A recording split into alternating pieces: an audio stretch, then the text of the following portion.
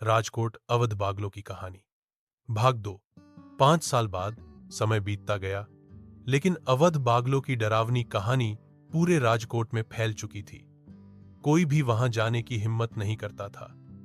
लेकिन कुछ लोग ऐसे होते हैं जिन्हें डर से खेलना अच्छा लगता है। अर्पित, श्रुति, जिग्नेश और हितेश, ये 4 दोस्त थे। कॉलेज में पढ़ते थे और भूत प्रेत की कहानियों पर यकीन नहीं करते थे। उन्होंने तय किया कि इस बार वो अवध बागलों में जाएंगे और सच का पता लगाएंगे। रात का समय, रात के 11 बजे। सब दोस्त टॉर्च और कैमरे लेकर बागलों पहुंचे। बाहर सन्नाटा था। दूर कहीं कुत्तों के भौंकने की आवाज आ रही थी।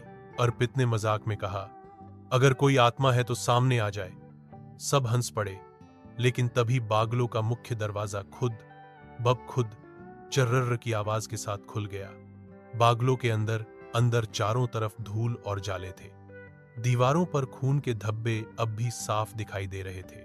एक कोने में जली हुई तस्वीरें पड़ी थीं, जिनमें राजा अवध सिंह और रानी पद्मिनी की तस्वीरें थीं। श्रुति ने धीरे से कहा, यह सब देखने में अजीब लग रहा है, हमें वापस चलना चाहिए। पर अर्पित और जिग्नेश ने मना कर दिया। उन्होंने कैमरा ऑन किया और चारों तरफ रिकॉर्डिंग शुरू कर दी। रहस्यमयी सुरंग। बागलों के पिछले हिस्से में एक पुरानी लकड़ी की अलमारी थी, जो दीवार से सटी हुई थी। अचानक अलमारी अपने आप सरक गई और पीछे से एक सुरंग दिखाई दी।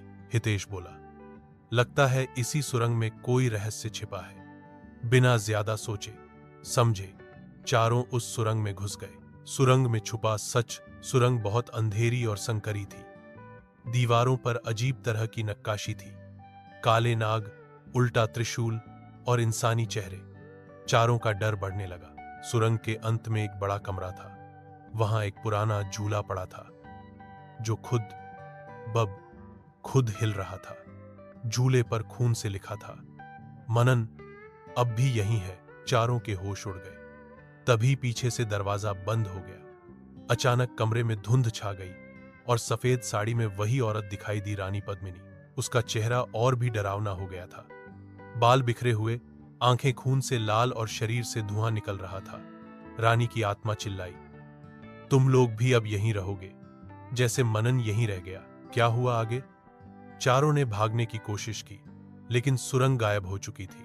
चारों एक कमरे में बंद थे, जहां हर दीवार से खून टपक रहा था। अचानक कमरे के एक कोने से मनन की आवाज आई, भागो, ये कभी जाने नहीं देगी। पर जब उन्होंने पलटकर देखा, वहां सिर्फ एक कंकाल पड़ा था।